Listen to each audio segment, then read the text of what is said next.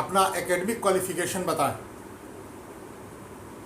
Sir मैं BSc physics honours हूँ N college Patna से। अच्छा। और मैंने इग्नू से एमए हिंदी लिटरेचर किया हुआ है।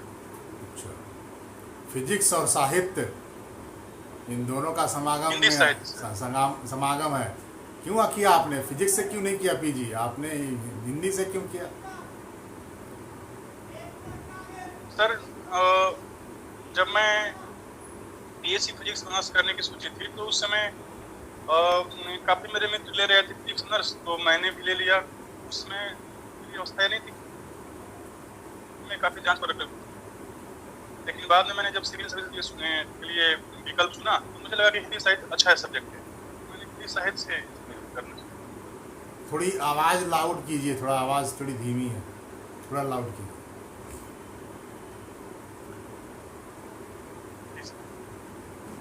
तो फिर आपने जो एकेडमिक में जो रखा और आपने जो बीपीएससी में जो चयन किया विषय का, उसमें बहुत अंतर। आपने हिंदी क्यों नहीं रखी जब हिंदी आपने पढ़ाई की?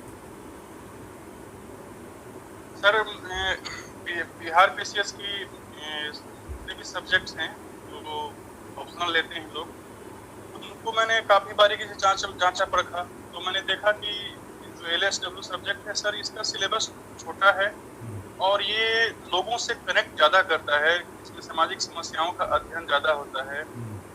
और एक प्रशासक बनने के बाद मुझे यही करना था, तो मैंने ज़्यादा उचित समझा इस विकल्प लेने के लिए। ये छोटा और कहीं मैंने आप हिंदी साहित्य, छोटा देख करके आपने लिया? आपने कहा मैंने छोटा सिलेबस देखा, यानी कि आप जीवन में शॉर्टकट, सफलता के लिए शॉर्टकट मेथड्स अपनाना चाहते हैं। जल्दी से जल्दी आगे बढ़ने की कोशिश में आप शॉर्टकट मेथड्स अपनाना चाहते हैं। सर एक दूसरा कारण ये भी था एलएसडब्ल्यू लेने का, क्योंकि मैंने हिंदी साहित्य की पढ़ाई कर चुकी थी और हिंदी साहित्य का मुख्य उद्देश्य मनुष्य को संवेदनशील बनाना है। तो मुझे लगा कि कुछ नया करना चाहिए और जो और ज़्यादा कनेक्ट करता हो पीपल को। तो मैंने एक अपने व्यक्तित्व में नयापन के लिए और कुछ अलग से अध्ययन के लिए मैंने सब। अच्छा, आप मतलब विविधता में ज़्यादा विश्वास करते हैं? सर कोशिश करता हूँ कि व्यक्तित्व में विविधता हो ताकि लोगों से ज़्यादा कनेक्ट। अच्छा, ये मुझे बताइए, साहित्य कहते किसको? सर साहित्य का जो एग्जैक्ट परिभाषा है सर, वो तो कहीं है नहीं, लेकिन साहित्य संपूर्ण अध्ययन होता है, मानव एवं मानव के व्यवहार का अध्ययन। ये तो मनोविज्ञान हो गया। मानव और मानव के व्यवहार का अध्ययन तो मनोविज्ञान करता है, साहित्य कैसे करता? सर मनोविज्ञान अध्ययन है, लेकिन उसको उसके साहित्य के रूप में अभिव्यक्ति का माध्यम हो जाता है हिंदी साहित्य। अच्छा, ये बताइए कि अभी आप कहीं कार्यरत हैं? सर मैं डिविजनल अकाउंट्स ऑफिसर के रूप में उत्तर प्रदेश के हापुड़ जिले में सिंचाई विभाग में सर कार्यरत है। कहाँ कार्यरत है? सिंचाई विभाग में सर, इरिगेशन डिपार्टमेंट। किस प्रदेश? हापुड़ जिले में। किस प्रदेश में? सर उत्तर प्रदेश। अच्छा, उत्तर प्रदेश के कहाँ? सर ये हापुड़ जिला डिस्ट्रिक्ट का नाम है, लेकिन इसको पंचशील नगर भी बोलते हैं। अच्छा। और ये पश्चिमी उत्तर प्रदेश में है। अच्छा। तो फिर वहाँ तो अच्छा, इरिगेशन डिपार्टमेंट में भी हैं आप, और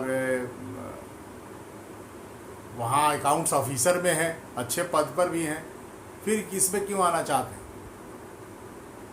सर अच्छा है, सर्विस सर अच्छी है, बट सर बिहार पीसीएस से चयनित होने का जो गर्व होगा, जो अनुभव होगा, वो सर बहुत बेहतर होगा, उससे सामाजिक प्रतिष्ठा ही मिलेगी।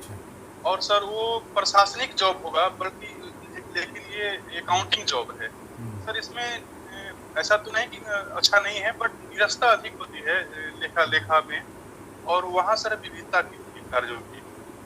और दूसरे कारण ये है सर कि मैं बिहार से ही बिलोंग करता हूँ, बिहार से ही पढ़ा लिखा हूँ, बिहार से ही सर जिंदगी शुरू की है, तो एक कोशिश है कि सर बिहार में ही मुझे सेवा करने का मौका मिले।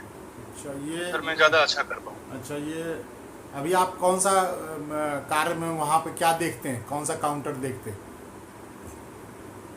सर ये एक पूरी ऑफिस है डिवीजन की, उसमें एक प्रशाखा होता है, अकाउंट सेक्शन, लेखा शाखा। मैं उसमें कार्यरत हूँ सर। इसमें बजटीय व्यवहार को देखा जाता है कि कितना बजट हमें प्राप्त हुआ, और इस बजट से, इस प्राप्ति से अधिक व्यय किसी की मतलब नहीं होना चाहिए। और सर डिफरेंट हेड्स होते हैं वर्क के, जैसे कि हमारे संसद में होता है कि इस हेड में इतना अलाउ है, इतना बजट दिया जाएगा और इसी में खर्च करना है, उसी में खर्च करना है। अच्छा, आपने बजट की बात की है, आउटकम बजट क्या होता है?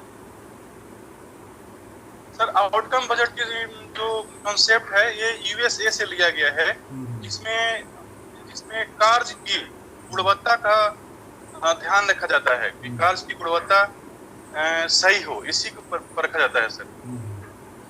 जेंडर बजटिंग क्या होती है? जेंडर बजट सर लैंगिक समानता हेतु एक नयापन है बजट में, जिसमें महिलाओं को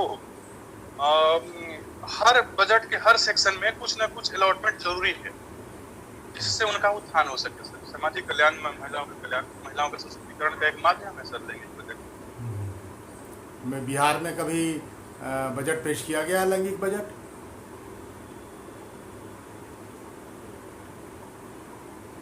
सर भारत के बजट में तो लैंगिक बजट है, लेकिन बिहार सरकार महिलाओं के उत्थान के लिए बहुत अधिक प्रयास कर रही है।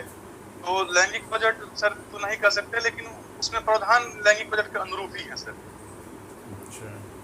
अच्छा, ये बताइए, अभी गंगा उद्दह योजना नाम सुना है?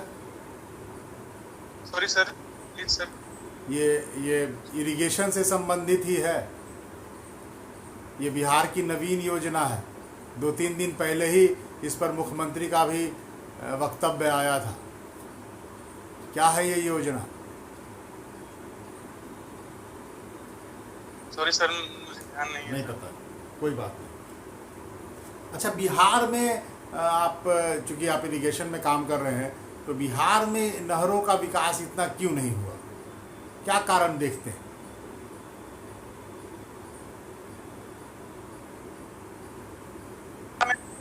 जो सिंचाई परियोजनाएं हैं वो मुख्यतः 3 हैं, और एक दक्षिण बिहार में। दक्षिण बिहार में सोन नदी से परियोजनाएं हैं, उत्तर बिहार में गंडक और कोसी नदी परियोजनाएं हैं सर। 3 नदियों से मुख्य नहरें निकाली गई हैं, और इन्हीं का विकास हो रहा है सर। विकास काफी हो रहा है, ऐसा नहीं कर सकते कि विकास नहीं हो रहा है। ये अलग बात है कि जो जनता की आकांक्षा है उसके अनुरूप उतना नहीं हो। ऑरोरा बोरियालिस क्या है?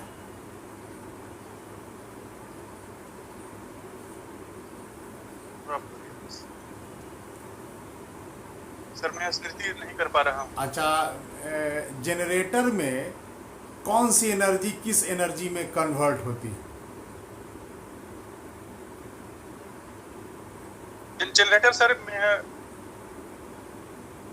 मैकेनिकल एनर्जी को कन्वर्ट करता है सर।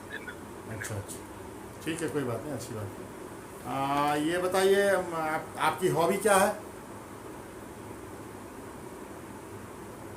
सर हॉबी मेरी बचपन से ही, मैं जब समझ पाया तो योगा करता हूँ सर, तो मुझे लगा कि यही मेरी हॉबी है। अच्छा, योग करते हैं। मुझे बीपी है, डायबिटीज है, कौन सा योग मुझे करना चाहिए? सर बीपी कंट्रोल कर लिए कि सिर्फ एक नहीं, बहुत सारे योग उपलब्ध हैं।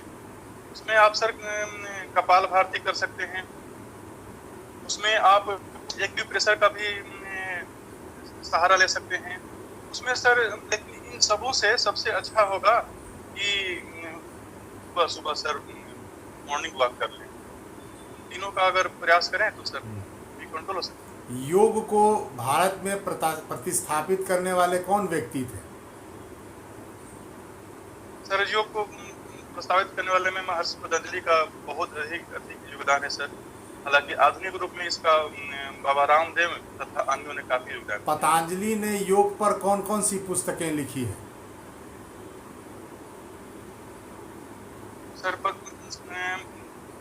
महाभास एक एक बुक है सर, वो लिखा है। आप मुझे, चूँकि आपने पीजी किया, मैं उधर ही जाऊँ, फिजिक्स थोड़ा बीन हो गया आपको, तो मैं आपसे, चूँकि आपने पीजी किया है तो मैं पीजी से ही प्रश्न पूछूं। मुझे ये बताइए कि छायावाद किसको कहते हैं? सर छायावाद भक्ति काल और रीति काल के बाद एक युग है जिसमें जिसमें सर साहित्य को अपरोक्ष रूप से, अनुभूतियों को अपरोक्ष रूप से अभिव्यक्त किया जाता था। नवजागरण काल से लेकर भक्ति काल से लेकर रीति काल तक ये बात थी। और छायावाद सर, कुछ लोग कहते हैं कि यह सूक्ष्म के प्रति स्थूल के प्रति सूक्ष्म का विद्रोह भी है। छायावाद के 4 स्तंभ माने जाते हैं, वो चारों स्तंभ कौन कौन थे?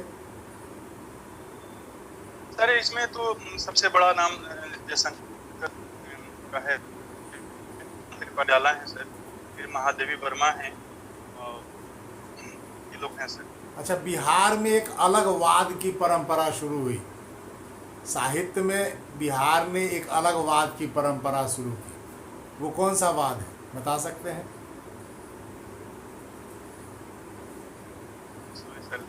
अलग से तो मैंने अध्ययन नहीं कर पाया। नकेनवाद, जानते हैं नकेनवाद को? नकेनवाद सर तीन महान साहित्यकारों का एक अलग से किया हुआ आंदोलन है सर। हाँ। साहित्य में आंदोलन कौन कौन है वो? तीन लोगों का स्मृति नहीं हो पा रहा है अच्छा, सर। नाम नहीं याद है, कोई बात नहीं।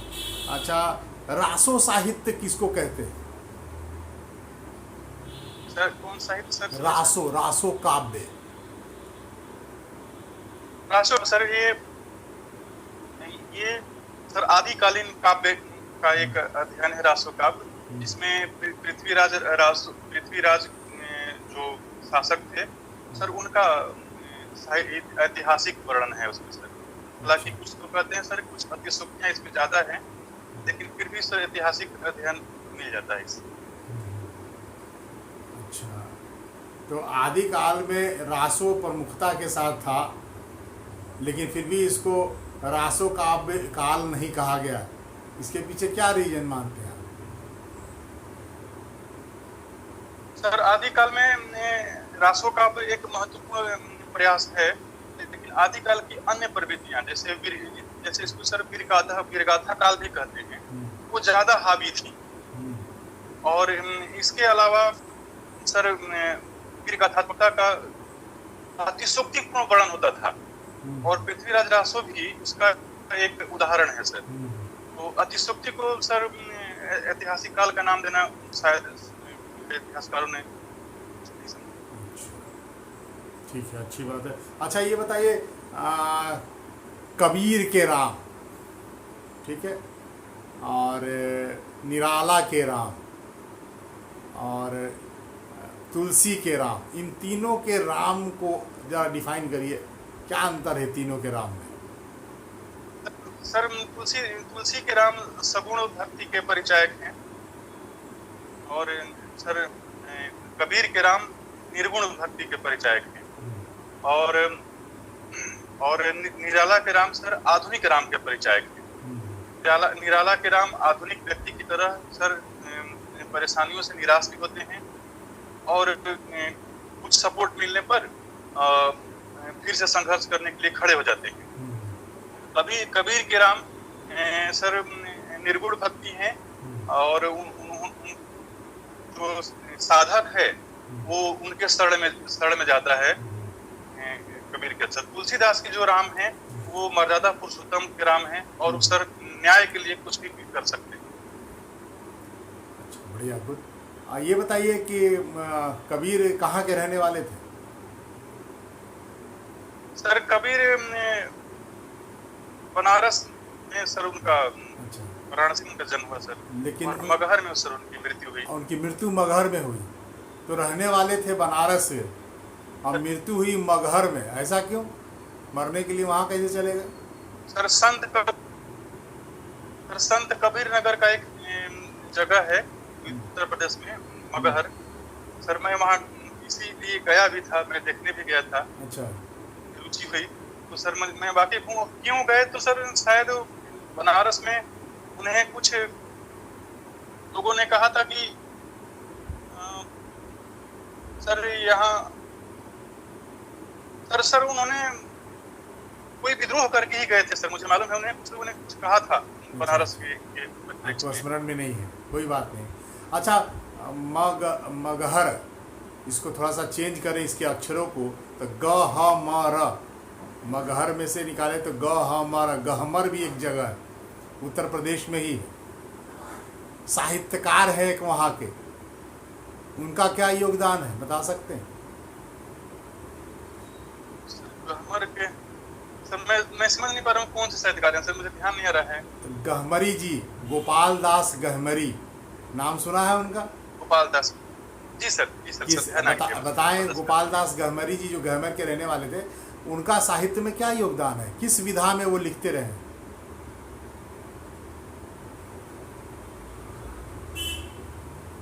सर मुझे सर अच्छा, कोई बात नहीं, कोई बात नहीं। अच्छा, आपने ये लिया है LSW लिया है, मैं थोड़ा LSW से भी प्रश्न पूछूं। अच्छा, मुझे बताइए कि भिक्षावृत्ति के लिए बिहार सरकार ने कौन कौन से, उसके उन्मूलन के लिए कौन कौन से कानून बनाए? सर भिक्षावृत्ति के लिए तो कोई एक राष्ट्रीय कानून नहीं है, तो अलग अलग राज्यों ने ही इसे मैंने बिहार सरकार के बारे में पूछा, बिहार सरकार ने कौन सा बनाया? सर बिहार सरकार ने भिक्षावृत्ति अधिनियम 1947 का निर्माण किया था, और 2012-13 में सर भिक्षावृत्ति से संबंधित एक योजना सर शुरू हुई। इसमें प्रत्येक जिले में सर इसका शांति कुटीर के नाम से सर बना हुआ है। और बिहार के लिए सर गर्व की बात यह है कि 2019 में केंद्र सरकार ने हमारे जो इसका सक्षम करके नोडल केंद्र है, पूरे भारत का नोडल केंद्र बना दिया है सर। इसका मतलब कि बिहार की भिक्षावृत्ति की ये योजना सर काफी सफल रही। अच्छा, ये बचपन बचाओ आंदोलन का नाम सुना आपने? जी सर। ये बचपन बचाओ आंदोलन से कौन जुड़े हुए हैं?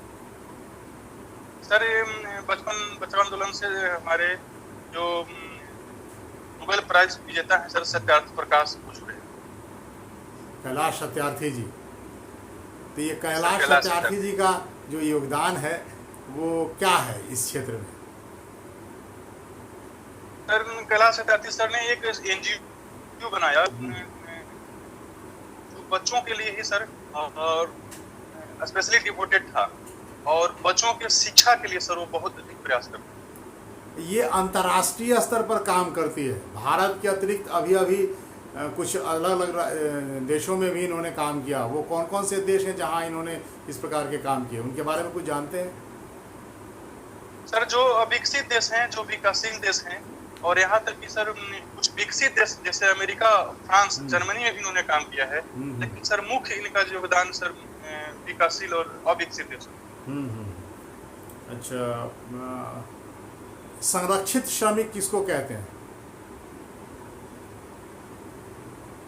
सर संरक्षित श्रमिक जो हैं उनके लिए सर विभिन्न श्रम कानूनों का की सर सहायता से उनको संरक्षित जाता है। लेकिन सर इसका मुख्य उद्देश्य, मुख्य प्रावधान सर IDA एक्ट औद्योगिक अधिनियम 1947 में प्रावधान किया गया है सर। इसमें 1% से श्रम संघ के रजिस्टर्ड हैं, 1% से अधिक श्रमिकों का सर उनको हायर नहीं किया सकता, निकाला नहीं जा सकता। ये हायर और फायर नीति क्या होती है? सर हायर और फायर नीति सर ये आधुनिक निजी उद्योगों का एक सर प्रचलित शब्दावली है।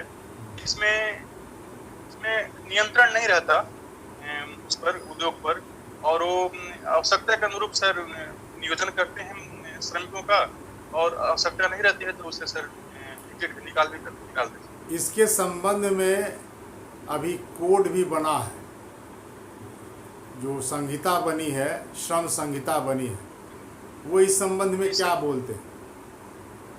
सर मजदूरी संहिता 2019 सर ये लागू होना है, और सर 3 प्रावधान हैं। एक तो न्यूनतम मजदूरी अधिनियम, दूसरा मजदूरी अधिनियम, और और सर ये तो इसमें सर काफी स्पष्ट किया गया है, मजदूरी की परिभाषा भी दी गई है और उसमें सर एग्जैक्ट तो सर नहीं पता कि सर क्या क्या प्रावधान है निकालने का। और अच्छा, ये बताएं, अभी बिहार सरकार ने भी, उत्तर प्रदेश सरकार ने भी नई श्रम नीति 2020 बनाई है। ये श्रमिकों के हक में है या नियोजकों के हक में? सर इसका मूल्यांकन अन्य अन्य अन्य राज्यों में भी प्रावधान है, उससे तुलनात्मक अध्ययन करने पता चलेगा सर ये क्या है।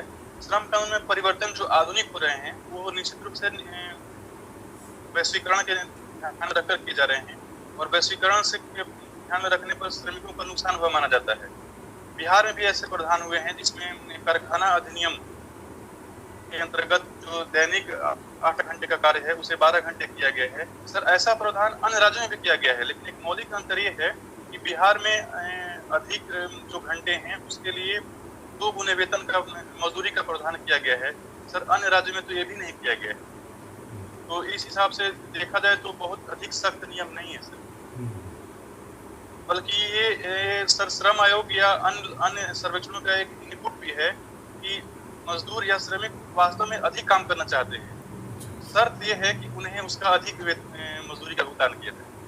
यानी कि इसका सकारात्मक प्रभाव पड़ेगा हमारी इकोनॉमी में। सर मजदूरों का जो संतोषजनक अगर उनकी कार्य की दशा होती है सर, तो वो मनोयोग से काम करते हैं और मनोयोग से काम करेंगे तो सर उत्पादन बढ़ेगा तो सर निश्चित रूप से हमारे जो जीडीपी होगी उसमें विकास होगा और सर पूरे देश में रिफ्लेक्शन होगा कि अच्छा होता है। बढ़िया बढ़िया। आप मुझे बताएं, पेपर पढ़ते हैं, अखबार पढ़ते हैं? सर न्यूज़पेपर में बिहार का तो नहीं, सर बिहार का नहीं मिल पाता। बट मैं उसमें इंटरनेट से पढ़ता हूँ सर, प्रभात खबर और नेशनल पेपर दैनिक जागरण से पढ़ता हूँ। अच्छा, ये दोनों के संपादक का नाम बता सकते हैं? मुख्य संपादक कौन है? सर दैनिक जागरण के संपादक तो संजय गुप्त सर हैं, सर प्रभात खबर का नहीं मालूम। अच्छा, ये आज का मुख्य समाचार बताइए, कोई एक अंतर्राष्ट्रीय, कोई एक राजकीय, कुछ बताएं।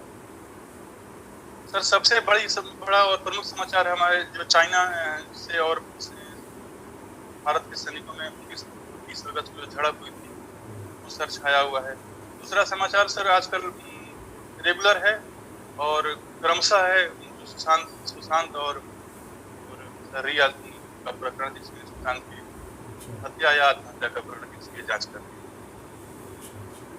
चलिए, मैं समाप्त करता हूँ आपका साक्षात्कार यहीं पे।